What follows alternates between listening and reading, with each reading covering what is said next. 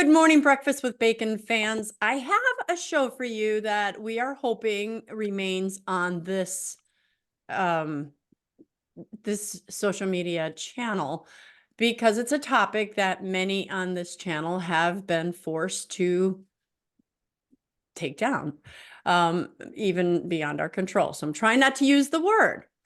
But my guest today has done some really good research about that thing that happened to us 4 years ago, the thing that shut us all down. He has actually done some surveys, worked with embalmers, and talked about what embalmers have been finding. It's not that CON theory. I don't want to say too many words. As you guys recognize, I'm being evasive on purpose because I have done shows that have been shut down. So I want to start by saying, ThomasHaviland, thank you. Welcome. Glad you came to the show, and thank you for doing what few people are willing to do, gathering these data. Well, Dr. Bacon, thanks for having me on the show to talk about this very important topic.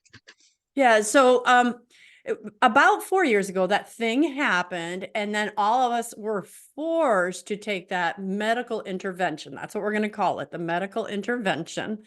And many people refused, but most did not. And after that was forced upon us, we started finding in the bodies of people who had died these white fibrous clots. And the research you told me said over 70% of embalmers saw these white fibrous clots in their corpses in 2023.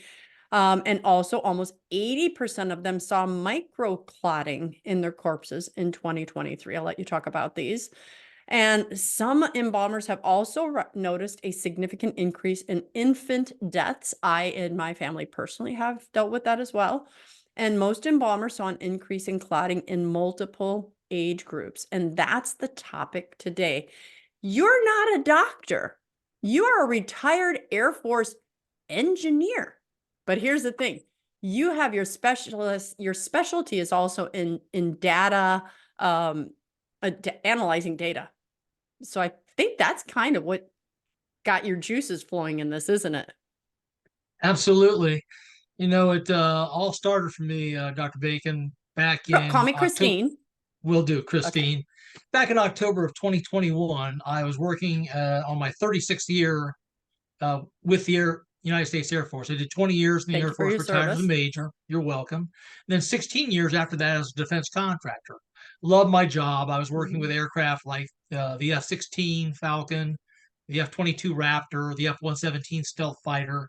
Just a Nice. terrific career. But it all came to an abrupt halt in October of 2021 when Joe Biden came out with the mandates for the medical intervention for not just the military or the government civilians, but also defense contractors, of which I was one working at Wright-Patterson Air Force Base, Ohio. And in early October, a three-star Air Force general sent out to the entire base. I was working at Wright-Patterson Air Force Base. He sent out an email to the entire base saying, here's the dates that you have to get your shot by or else get kicked out. So I sent him back an email. I had been doing some studying about the medical intervention, and I had seen good data, not from our own CDC, but from Public Health England, their counterpart in the UK. They had a document called SARS-CoV Variants of Concern Technical Briefing, and Technical Briefing 23 was the one I was looking at, dated 17 September of 2021. And it was showing in their table 5 in that document hundreds of thousands of breakthrough cases of COVID amongst the fully Those who had gotten a medical those that had intervention gotten the medical multiple interventions. times. Yes, the ones that Yes. had gotten the medical interventions, hundreds of thousands of cases by that time. So the data was showing me that, hey, this thing was not stopping you from catching the virus or transmitting it. Also, I just knew it was ethically wrong. I known about the Nuremberg Code and the fact that you should have voluntary consent and knowledge of what the experiment was before you make an informed decision whether or not to take an Well, experimental hence the medical. word informed, Tom. There Absolutely. was no information. Right on. So I decided for myself I was not going to take the medical intervention. So I sent an email back to that three-star Air Force general saying, shame on you. shame on you for not standing up for our right to decide for ourselves whether or not to take this medical intervention. You chose instead to try to guilt us into taking the medical intervention. Shame on you. And I didn't just send the email to him, Christine. I CC'd all 30,000 people that work at Wright-Patterson Air Force Base, Good Ohio. for you. Good I for knew you. what was going to You won a happen. lot of friends that day, right? Oh yeah, there was a commotion at the base. They were quickly trying to get that email off the servers, and but as a But it was result of that, probably too late. Many people I had got a already call a read it. half hour later from my boss at the defense contractor company that I worked for, and I was fired from my $165,000 a year job as an electrical engineer for shaming the Air Force 3-star general in front of the entire base.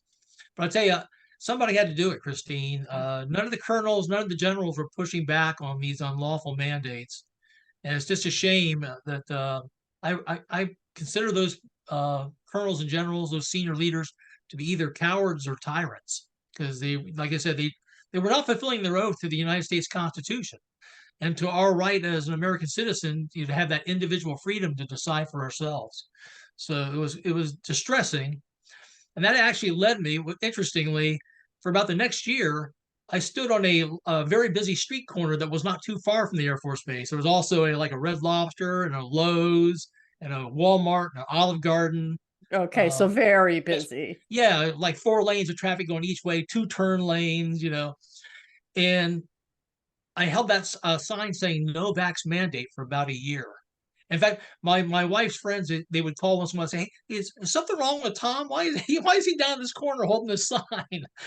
But I did it because I was trying to alert the public and show support for the men and women at the Air Force Base that they were wrong. They should have had this choice for themselves to make. And trying to persuade also, for example, mothers not to give the medical intervention to their children. I So just want to stop right there. What a yeah, bold decision to make, not just in terms of courage, but this was a choice to not have other employment. And granted, God has blessed you, obviously, with the money to be able to feed your family in that time. I know you had a military pension, but still, my husband has a military pension and he had to work as well. So making this decision to not work for the year to do that was quite a sacrifice, I would say. So before we get into the technical stuff, was your wife super supportive, or at first was she a little bit like ambivalent, as I maybe would have been? And did she jump on board? How was that? Because this is a big decision. yeah, she was somewhat ambivalent. She was in shock because giving up a $165,000 a year job was a big deal.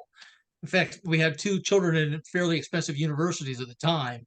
But the good news was, like I said, I had a retired Air Force major's pay coming in, and I also was only 1 year away from drawing Social Security earlier, so we could make it on with my.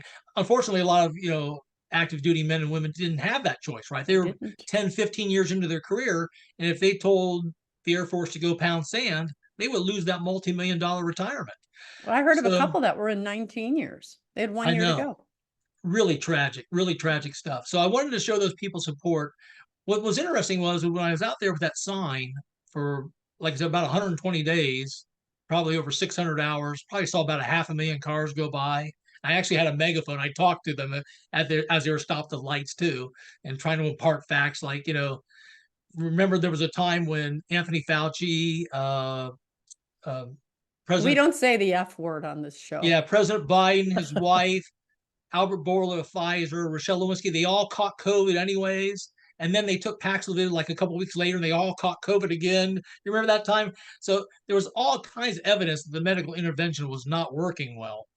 So um, when I was out there, I'd say out of every 100 cars that went by, out of the 500,000 or so that I saw, about 60% of the people would do nothing. They would just either were into their own day or they didn't care.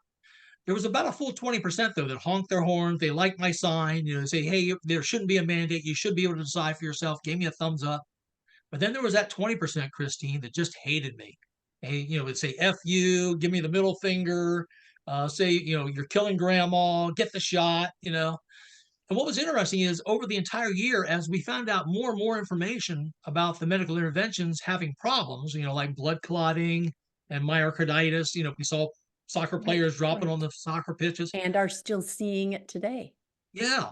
but that 20% never changed their mind. That 20% that hated me, they just still hated me, even at the end of that year. So I thought that was interesting, that, and that kind of supports this whole mass formation psychosis Yep. Yeah. thing that Dr. Matthias Desmond talks a lot about. Well, But I want to stop you yeah, for a second, yeah. because for years before, and I don't know why, but it was always in my brain, and I'd even read some books on it for years. My mother-in-law is a German citizen, born and raised there, and she was born in 1939. And when she was a little girl, she used to play on the army base with Nazis. And so as a 6-year-old, when the war ended, all she remembered were good things about some of these Nazis would play with her, right? They would play catch ball. And so when I'd go back to visit that side of the family in, it's my husband's family in Germany, there is this defensiveness. Like, well, I mean, Hitler didn't do everything bad. And there was this, Hmm. and I saw that from an outsider's perspective. But then I sat here and I wondered, I was like, what would it take? Because if we put this into perspective, what would it take for right now? I've been living in this house for 26 years. It's crazy. As a military person, I've never lived any place that long. And so my next door neighbor has been there the whole time, and we love each other. We have meals together. And what would it take for me to turn him in as a Jew and all of a sudden hate and want to not mind if he's killed, or, he's made into some kind of pariah, or as Hillary Clinton calls them, deplorables, right? And after this thing took place in 2020 and then subsequent years, it started becoming clear to me how this propagandized message of them versus us, it doesn't matter who the them is and who the us is, but mass formation psychosis is a real thing. It has been studied, and they know how to get some people to just, the old movies you and I used to see, the zombie, take me to your leader, that's Yeah. exactly what it is. And so to he, as a Christian as well, to he who has eyes, let him see, to he who has ears, let him hear. And some people, the Lord said, I will just deliver them up to their own delusions. And now it made sense. After 2021, it all made sense to me. Sorry, that was a diversion I felt I needed to put in No, there. an appropriate diversion, because it was shocking. Was I had own family members. I had a younger sister who, typically would invite us all because she has a large dining room to do a Thanksgiving dinner. She wanted us all to take the medical intervention, or wear Or you couldn't come masks, over those and have kind of things, dinner. or else couldn't come to Thanksgiving. It was shocking what was happening. I It really work was with shocking. clients. That's what I do. I save relationships for a living. And I've worked with a lot of clients who also were ostracized from their families because they didn't as well. It's very sad. But courageous, courageous. They stood firm on their beliefs, even though it causes, persecution. And it wasn't easy. I took some slings and arrows out there verbally, but like I said, my message was to try to get through to the mothers. Uh, don't jab up, or don't give medical interventions to your children. Yeah. So what happened is, as that year went on, between the fall of 2021 and the fall of 2022, my message of being against the mandates kind of turned more against the actual medical interventions themselves, as I started finding out more and more negative things about what the medical interventions were doing to people in terms of side effects. So that led me to, I watched that film called Died Suddenly Yeah, me on too. the week of Thanksgiving of 2022, November of 2022. It was the Monday of that week. And for your audience that's not familiar with it, it's about an hour-long documentary. They can still find it on Rumble. And about half of the movie is devoted to the 6 or 7 embalmers that said they were finding these strange white fibrous clots in their corpses. And I almost actually didn't watch the movie, Christine, because it started off kind of kooky. It had the Bigfoot and the moon landing, and some stuff was going Oh, on. I didn't I said, remember that part, but yeah, yeah, I said, okay. what is this? But I decided to stick with it, and I'm glad that I did, because at the 13-minute and 15-second mark in that movie, an amazing statement was made. An embalmer from the state of Indiana, Mr. Wallace Hooker, was speaking at, actually lecturing to an Ohio Embalmers Association conference in Columbus, Ohio, on the 26th of October in 2022. And he was speaking to a room of about 100 embalmers. And he showed them photographs of these white fibrous clots that he'd been pulling out of his corpses at that time for about the last year and a half. And he said, by a show of hands, are any of you seeing these same strange white fibrous clots? And he said, all 100 embalmers raised their hands, yes. He then asked him, When when did did you it start seeing start? them? Yeah. Yeah, and they all agreed it was in the middle of 2021, about 6 months after the medical interventions rolled out. Was forced out on people, right? So I said, that that was an amazing statement, right? Either those embalmers raised their hands or they did. So I got up the next morning, Tuesday of that week of Thanksgiving in 2022, and I said to myself, I don't think any reporter is going to chase after this story. So I decided myself to call the Ohio Embalmers Association. They're located in Cincinnati, Ohio. I talked to their president, Mr. Dan Becker, their vice president, Mr. Woody Wilson, and their secretary, Mr. David Hicks. And I asked all three gentlemen, hey, did you happen to be in the room at the time those 100 embalmers supposedly raised their hands saying they're seeing these clots too? Well, Christine, none of the three of them happened to be in the room at the time. However, the vice president, Mr. Woody Wilson, who runs his own funeral home in Marysville, Ohio, about an hour north of where I live, and Woody does his own embalming. A lot of funeral directors do their own embalming. Woody said, Tom, I'm seeing the white fibrous clots too. So I said, wow, this is big, right? Now I have an official officer from the Ohio Embalmers Association, the vice president. And by the way, now Woody is now the president of the Ohio Embalmers Association. So he's very well respected in our state, saying that he's seeing these white fibrous clots too. So I said immediately, hey, I need to do a survey, a nationwide survey, which then I later on turned into a worldwide survey by including Canada, UK, Australia, and New Zealand to see just how big this phenomenon was. So I worked with a nice woman from the northeastern Ohio, friend of mine, Laura Kasner, who just happens to be an expert in SurveyMonkey, which is the tool we use to conduct the survey. Yep. So I developed questions that I knew the embalmers could answer. Basically, the questions: what are you seeing the clots? When did you start seeing the clots? And then how much? What percentage of your corpses have these clots in them? I did not ask the embalmers questions like how or why the clots are forming. They're not scientists. They're not qualified to figure out why this is happening, but they can tell you what they're seeing, when they saw it, and how much they're seeing. So the questions centered around that. Also, in the questions, I tried to make them as unbiased as possible. Nowhere in either of the surveys that I did do I ever mention the words COVID or COVID vaccine, because I didn't You want want to to lead be the witness. unbiased. Yeah, Exactly. didn't want to lead the witness in any way. So the next thing I needed to do, Christine, is decide how I was going to distribute the survey. I used a two-prong approach. I used a top-down approach by sending the survey to 50 national, regional, and state funeral director associations, each with hundreds of members under them, funeral directors and embalmers.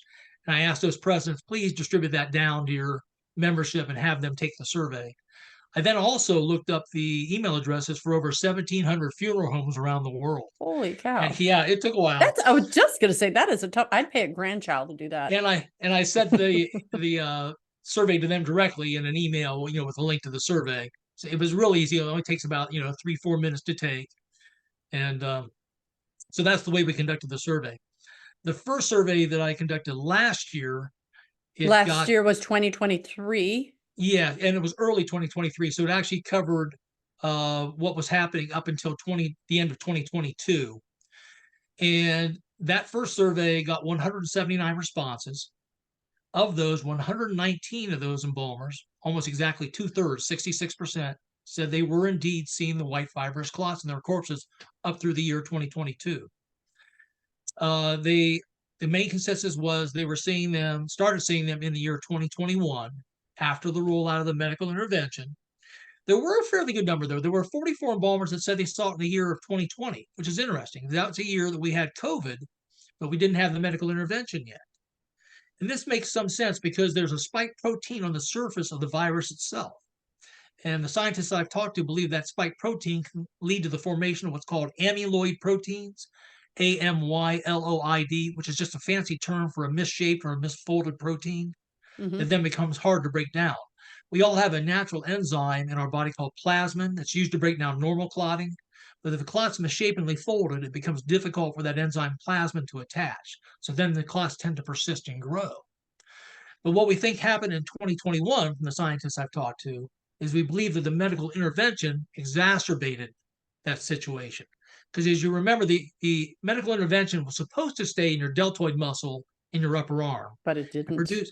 And produce just enough of the spike protein to elicit an immune response for just a couple days to a week. and then it's supposed to leave your body, and it's got you ready for COVID if it comes. But we know now that's not what happened, right? Those lipid nanoparticles carry that Through the whole mRNA body, all over the whole body, turning the including the entire brain. body, turns the whole body into a spike protein factory. And they have found it doing that for months at a time, not just a few days to a week. So the scientists that I've talked to believe that the medical interventions have supercharged or exacerbated the formation of these white fibrous clots that then eventually grow to the size where they cause a stroke or heart attack. That's where you get the term died suddenly, right? Yeah. Or somebody keels over. So many more of the embalmers saw the white fibrous clots starting in 2021 and then continuing to 2022. And then maybe the last and most shocking result of that first survey was that we asked them, well, in what percentage of your corpses are you seeing this? The average, Christine, even when you averaged in there were about 63, I think, embalmers that said they saw none. Even if when you average that in, you still get an average of 30% of the corpses containing these white fibrous clots. Many of the embalmers said they were seeing them in up to 50% or more of their corpses. So this is not a rare phenomenon. So Wow. when I got those three shocking results of the survey, especially that last one about the prevalence of this, I immediately sent the results of that into the FDA on in early 2023. They had a meeting of their vaccine and related biological products advisory committee on the 26th of January of 2023. And I actually asked to speak at that meeting. They had an hour set aside for oral presentations from the public, and they gave 20 speakers 3 minutes a piece to speak. I prepared a 3 minute presentation with the three key results of my survey, but I did not get a chance to speak at that meeting. Unfortunately, they had a lottery ensued, and I was not selected as one of the speakers. But I did submit a full week in advance of that on the 19th of January of 2023, my results in written format, including a PowerPoint presentation, all my SurveyMonkey data files. And would you believe that not once last year did I ever receive any contact from the FDA, Yeah, CDC, I or believe it. NIH? To be honest, now I do. Yeah. So this year, this last December 8th through the 8th of January of 2024, I conducted a second survey, this time adding a few more questions as well. We again asked the embalmers about the white fibrous clots, and this time we got more responses, which was good. We had 269 responses to this year's survey, of which 197 embalmers, that's 73%, said they were still seeing the white fibrous clots in the year 2023. So that's kind of alarming, isn't it? Yeah. And yeah, the next question we asked them, okay, well, what percentage of your corpses are having these clots in the year 2023? The good news is the number went down from 30% last year to 20% this year on average. But that's not necessarily a vindication of the medical intervention. Because if you think about it, according to the CDC, 80% of American adults over the age of 18 took at least the first two medical interventions way back in Mm-hmm. 2021. But only about 20% of American adults over the age of 18 took the bivalent Omicron booster that came out in the fall of 2022 for BA4 and BA5. And then last year, only about 10 to 15% of American adults over the age of Right. So 18 less and less were took taking the this. XBB 1.5 booster. So as you get further and further away from people taking their last medical interventions, you might expect the percentage of corpses with the white fibrous clots to go down, which is exactly what the embalmers saw. So to me, that's part of the, I think it's called the Bradford Hill criteria. Whereas if you remove a stimulus and you see a result, then there's a chance that stimulus or removal of it is what caused the change in the result.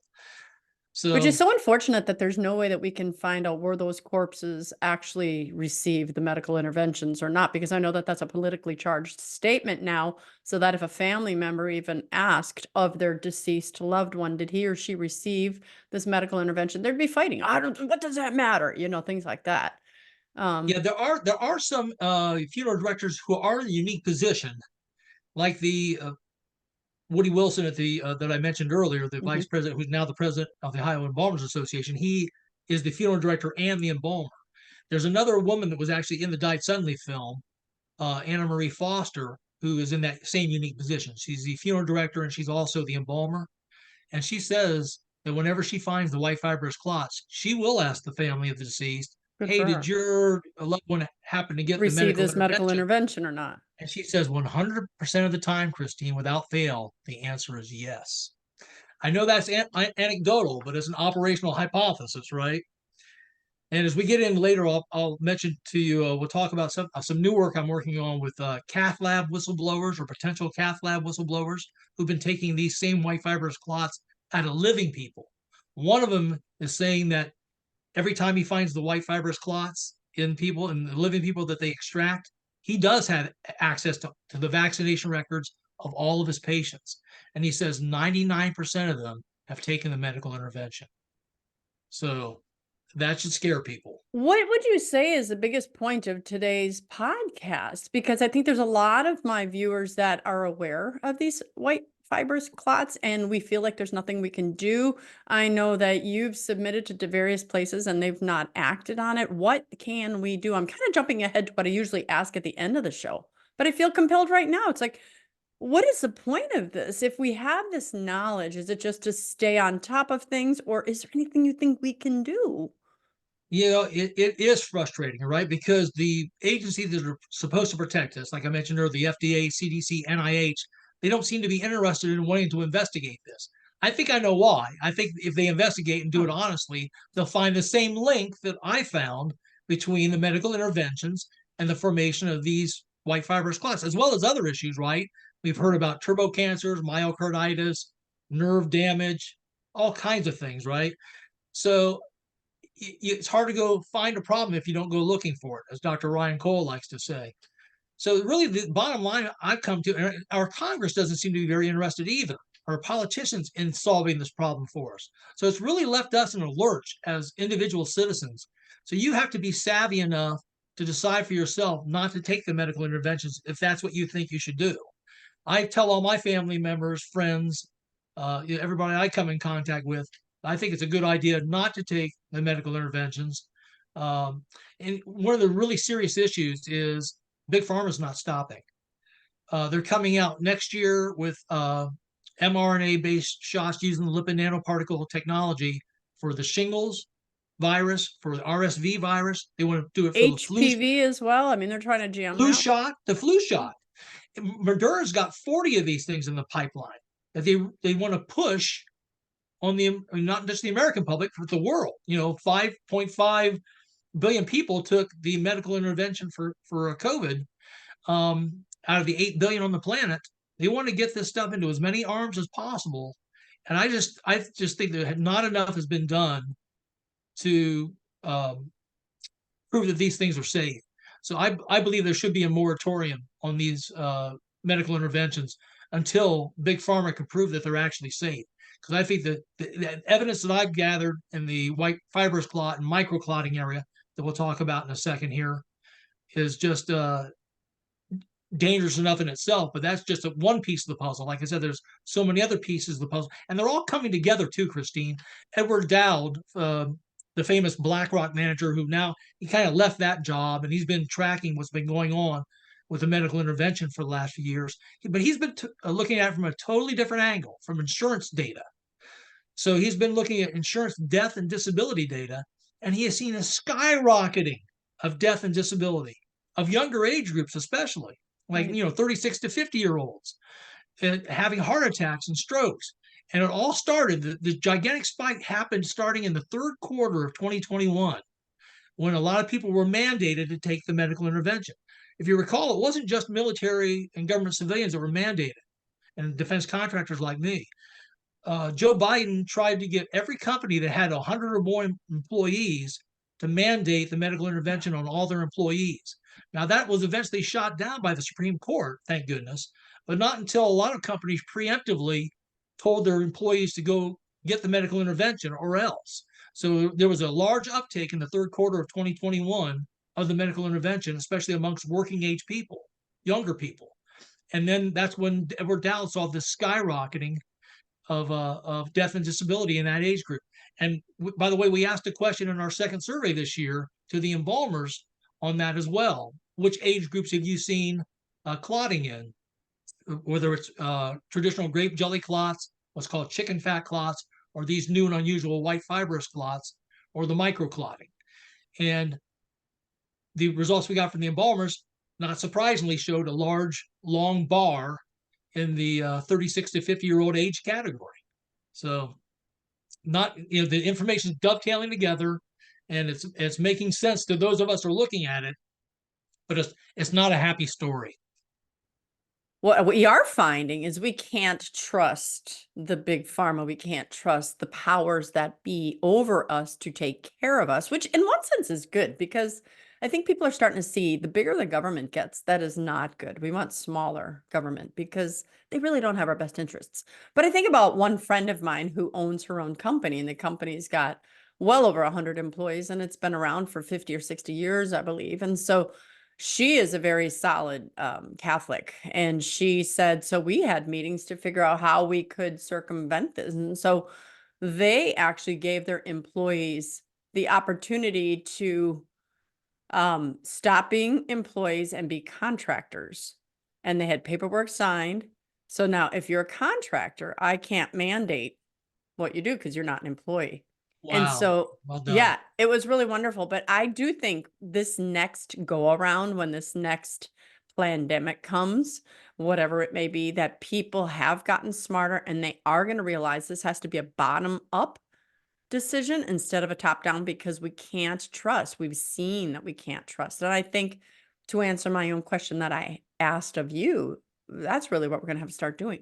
What are some of our own bottom up, let the masses come together and form these, coalitions, cenacles, groups? Just know who your people are, that you can say, here's how we're going to do it. And again, one last thing I want to say is, I'm in my mind, I'm thinking about, 5, 10, 15 people that I know that did receive the medical intervention, and they still are like this feeling of, you're judging us. And I want to put this out there. Look, so many people received the first medical intervention and maybe even after that, but their doctors, one got very upset. She's like, I had cancer, my spouse had cancer, and our doctors told us was going to be best. We did the best we could, and they believe in all that, but they've always gotten all their flu shots. They've always gotten all the other vaccines. So there's no judgment on anyone. I'm not doing this show to say, see, you're dumb and we're not. That's not what this is about. This show is about saying, let's just all stick together. Let's recognize that we all made our decisions based on our best decision making. Even if you're forced, or some people are like, well, I felt it was the best thing to do than to lose my job. Fine. Make your decisions based on what criteria works for you, but let's not get into this the Jewish Nazi thing where we turned in our neighbors, right? Let's just trust each other to do what's best with their own bodies and their own decisions. Well, let's not trust the big groups. Does that make sense? Absolutely. I totally agree with you. I do not fault the people that took this medical intervention at all, because they thought they were doing it for the right reasons, right? They were trying to protect themselves, first of all, from not Absolutely. catching the virus, and then they were also trying to do it for the sake of others. They were told that, hey, you would wouldn't kill grandma, so they, out of the goodness of their heart. And that's what's so sinister about this, because the people that Yeah. were telling us that were lying to us. We have proof now that they knew that medical intervention would not stop you from catching the virus or transmitting it to others before they ever released those. So it was just, it was total deception. They played upon people's good nature, their good-hearted nature, and it's just a shame that that's what happened. But Yeah. I think people have seen, and obviously we can see from the data, right? 80% took the first couple of medical interventions, but less than 10 or 15% have taken the latest one. Right. Americans are getting it, right? Yeah. They probably took the medical intervention, a couple of them, they caught the virus anyways, but probably once or twice. And they're starting to hear rumblings now about all these nasty side effects. So they say, hey, I'm not going to take anymore. So Americans are a pretty smart lot. They'll figure it out eventually. It's a shame though that the institutions that we had such faith in, and the We medical no system, longer do. yeah, I and don't. and what's amazing is just the sheer cowardice we've seen at every level. It was difficult for me to get these embalmers to respond. I would have loved to have had, you know, 500, 3,000 responses to my survey.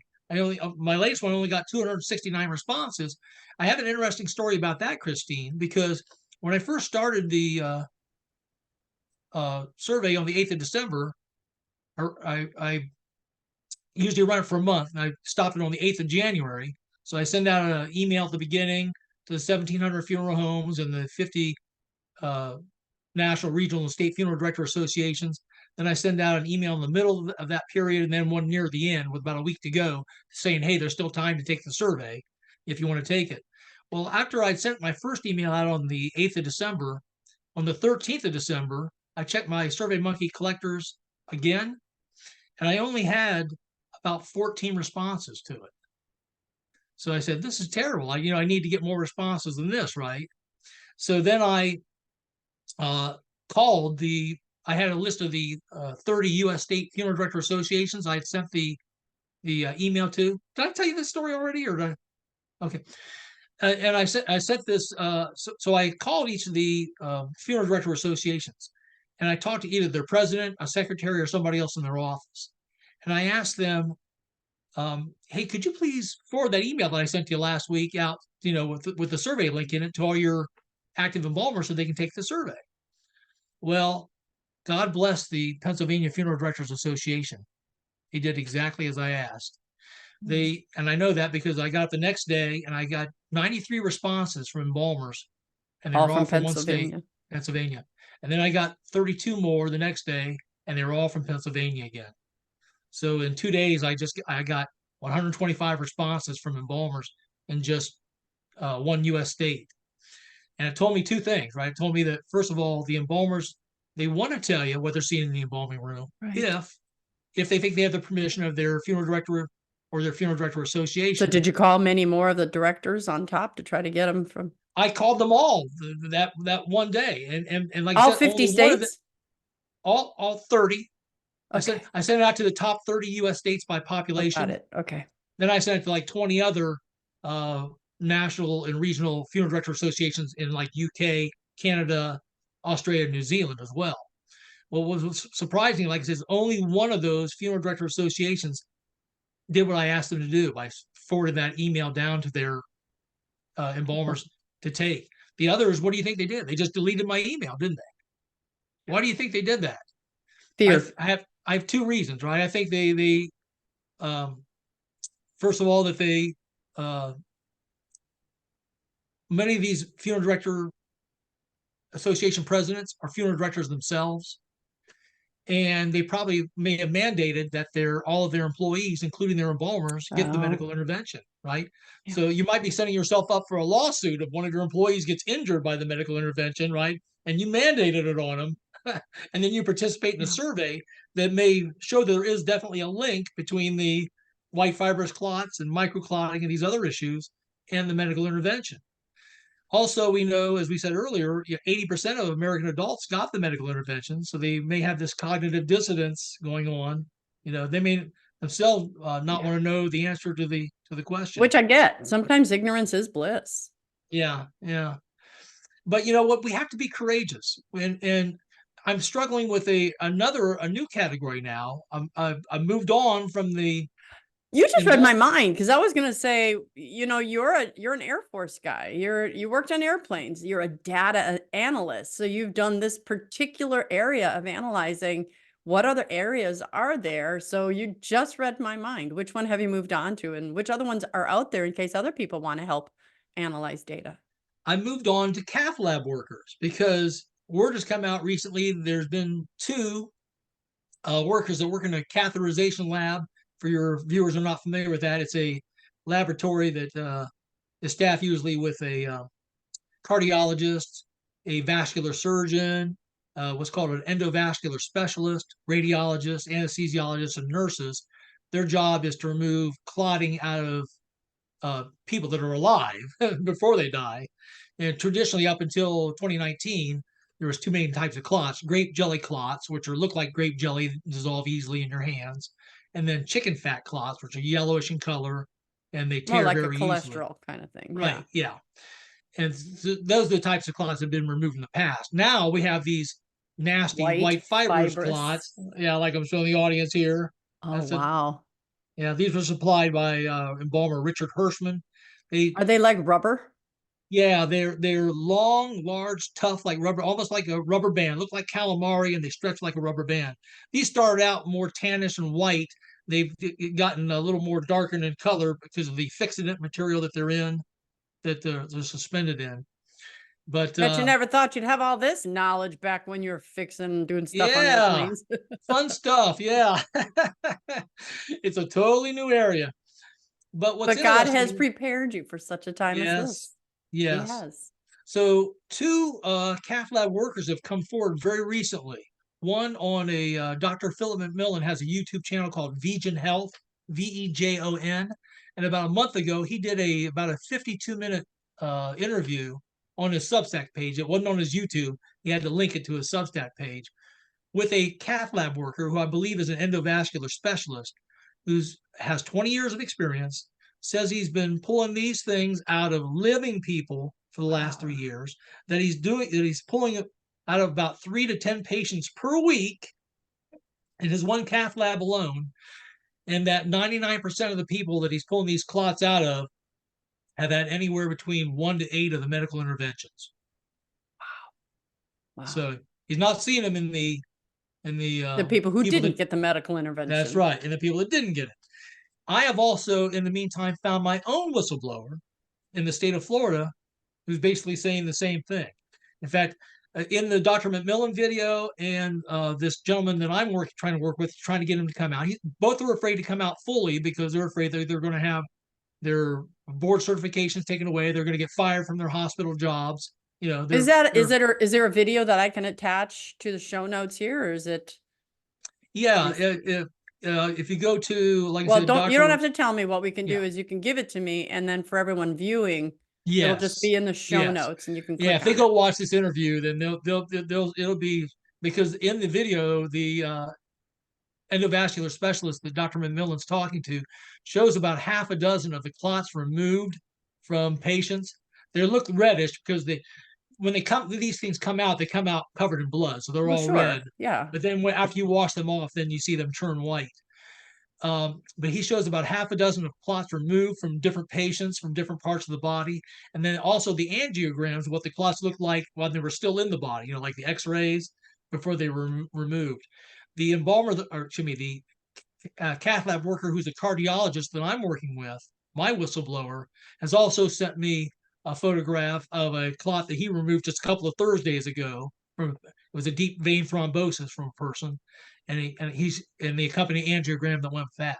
So we've got several whistleblowers on the verge of coming out that say that they have been seeing these things for the last 3 years themselves in the living. So that adds a certain amount of urgency to this, right? Because Yeah. unfortunately, even though most people's medical interventions were several years ago, this problem's not stopping yet, No, Christine. it's starting Still to going build. on. Exactly. And as I mentioned earlier, if big pharma gets their way and they pump out more, uh, These yeah, interventions that are required. interventions using this technology, then that percentage could go right back up again of people with the clots if these interventions are what's causing these clots, which I think they are. So it's serious business. It really is. And the whole system, like I said, there's our regulatory agencies, FDA, CDC, NIH, they're captured, right? They're captured by big pharma. There's billions of dollars with a B. They have decades of time invested in this technology, big pharma does, and they have hundreds of billions of dollars of profit they're making now off of it. The last thing they want to do is have to scrap it all and go back to square one, if it's too dangerous. Well, And it's then, just so angering when they have written into law their own immunity so that they don't have yeah, to get sued if anything happens. It's angering. and the medical system's captured too, because our doctors are given carrots and sticks as well. For example, here in the U.S., Anthem Blue Cross Blue Shield, for every doctor that gets 75% of their patients to take the medical intervention, they get paid $250 per intervention. So, if you have 100 patients, you can pick up a quick $25,000 by getting them all the intervention. And then on the opposite end, they have sticks as well, right? If they speak out in any way against the medical intervention, then, like I said, they're going to have their licenses taken away, their board certifications pulled, like, Dr. McCullough, Dr. Corey, Dr. Cole, ones we've seen out there. Well, that's why we're hoping this show, if you're watching this show, pray that it stays out there because I've had one already pulled based on this topic. So I'm taking a risk just trying to get this information out. And some people might think this is old news. Well, is it? Is it? Well, it's old news in terms of, like I said, several years ago, there were embalmers like John O'Looney from the UK and Mr. Richard Hirschman, and I'm in touch with both of them on a weekly basis. And they're terrific, wonderful gentlemen who were brave and came out and spoke out. But their information was just anecdotal, right? It was the anecdotes of one or two embalmers. What my two surveys have done is found over 200 embalmers that stand behind them, right? Worldwide. That say we're seeing this too. So I have quantified through my two embalmer surveys the sheer size of this problem and the prevalence, like I said, of these clots. They're in a large percentage of corpses, 20 to 30% of corpses. So, and then microclotting is just as serious an issue. Have we talked about microclotting yet? No, I only introduced it at the very beginning. Okay.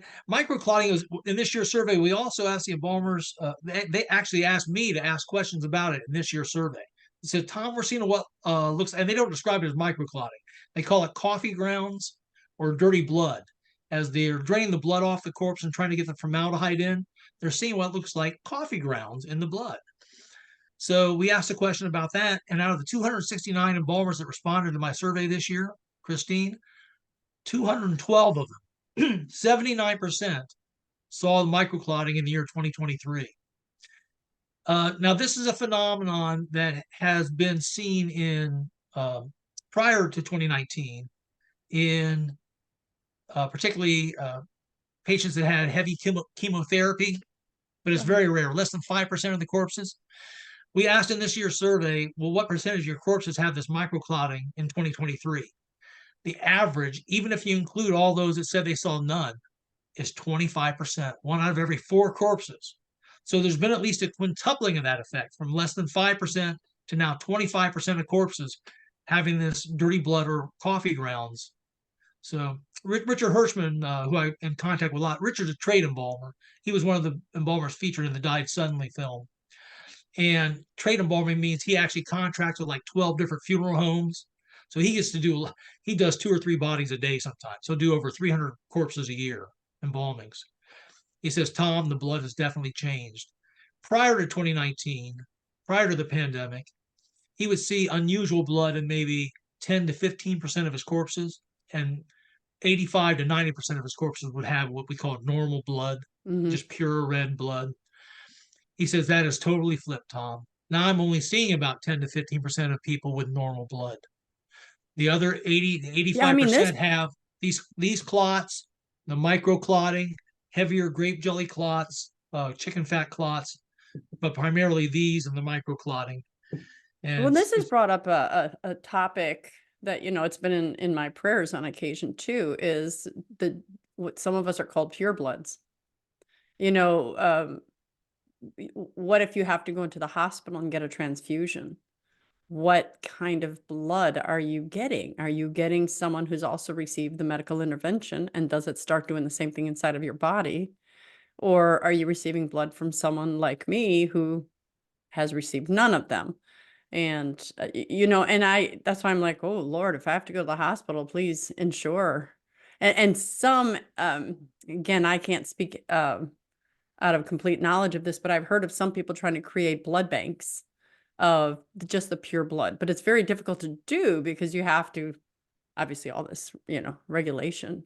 How do you ensure that that's what you get? I've even had people said that they got their own blood, donated it for like a child's surgery and things, make sure this is the only blood he or she gets. And in one case, they didn't. They got blood from the outside and the child ended up dying. Now, can we say it was absolutely because of that? Of course not. But this whole idea of our blood is, it's absolutely a legitimate concern. And there are people, there's actually a company being formed now. I think there's several. One of them is called Safe Blood that does exactly what you're talking about. It matches pure blood donors to each other. And wow. allows you to Can you contribute give me any information on that? And I can also put that in the show notes. Do you have any information on that? Yeah. There's a gentleman, I think his name is Clinton Ohlers. That would be Yeah. Ah, that's fantastic. See, wherever Satan creates a problem, God already has the Yeah. solution. But he saw a need, and I think, in fact, from what he's told me, I believe there's actually a lot of people who've already taken the medical intervention who still want pure blood when they go into a surgery because they don't want to exacerbate a problem any further than it's already been exacerbated. I wonder if that cleans out the system or, but anyway, I guess when you get an mRNA, it could go into your muscles and things like that. Yeah. And maybe it just keeps Scientists are still reproducing. working on that, trying to figure that all out. Dr. Peter McCullough has a protocol that he uses that has some natural supplements that seem to be helping breaking down these white fibrous clots and the microclotting, and show Yeah. some promise there. So there's There's a another million doctor. things I could ask you. We are at about an hour here. So I'm going to ask two things. Is there something really essential that we should get out there that we haven't? And if the answer to that is no, then I have my last question, because we want, my purpose in doing this is to get the knowledge out there, right? Let people know this isn't about a judgment. This isn't about one person being good, another person being bad. Knowledge is power. Make your better decisions next time. Just try to take care of yourself, take care of your family. What would you say? Is there anything essential that we should say? Or do you think I think we pretty much covered it all. Like I said, just go back to that.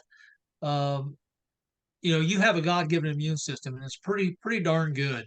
yeah, So I would put my trust in that, and not so much in this brand new science that's not been well tested, was vetted? rushed to market, right? And it seems to have some very, very detrimental effects to it. So think very long and carefully before you decide to put any of this new technology into your Into your bloodstream. body. Well, my last question that I always ask everybody is this: name one thing you'd have our viewers do differently as a result of something they heard today. Um, Maybe if they were quiet before, maybe start to speak out a little bit more. Start with your family members and let Yeah. them know that, hey, there's people who have been kind of silenced and shut down. Our word is getting out now, by the way, a little bit more. I was on Cheryl Atkinson's Full Measure national TV show a few weeks ago, along with Embalmer Richard Hirschman. I also just this last Saturday night was on the Epic Times. I did an American Thought Leaders with Very Jan good. Jekielek, so people can go to Epic Times and watch the about 40-minute interview I did with Jan, and also the Cheryl Atkinson Full Measure article. I've been on with Dr. John Campbell from the UK, a very big YouTuber, and that has about 1.8 million views.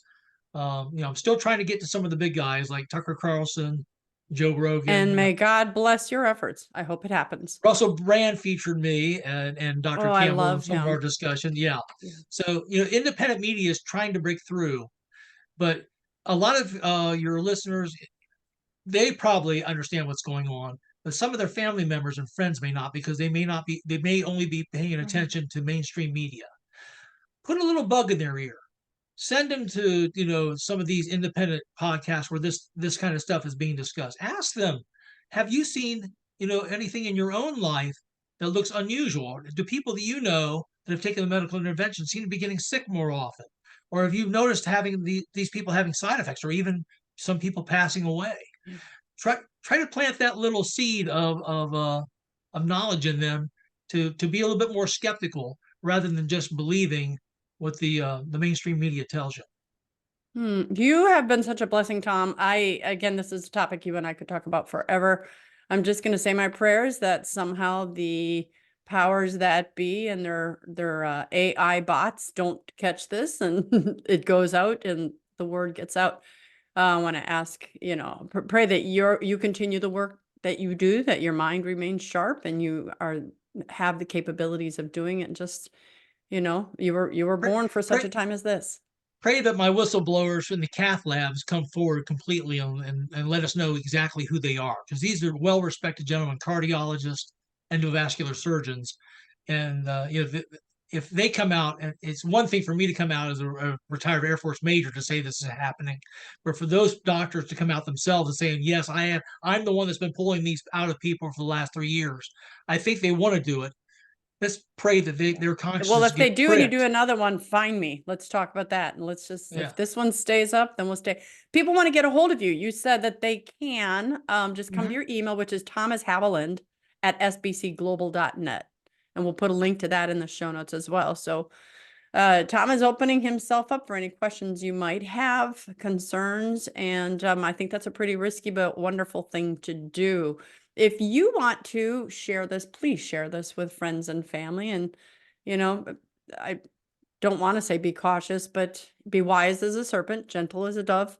Know, who would be receptive to this type of information, but let's use it for the greater good.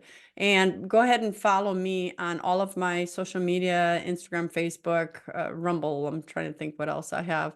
I always jump out on those three. And sign up for my monthly newsletter, because if something gets canceled and you never see it on this social media channel, it'll be in the newsletter, and the link will be there for you to find it in the hidden page. So that would be www.breakfastwithbacon.com. So I would love to see you. Tom, I am so grateful that you have come on, and I do give you an open invitation. So when you get that second survey done, because we're going to speak it into reality, let's come on and talk about the results of that as well.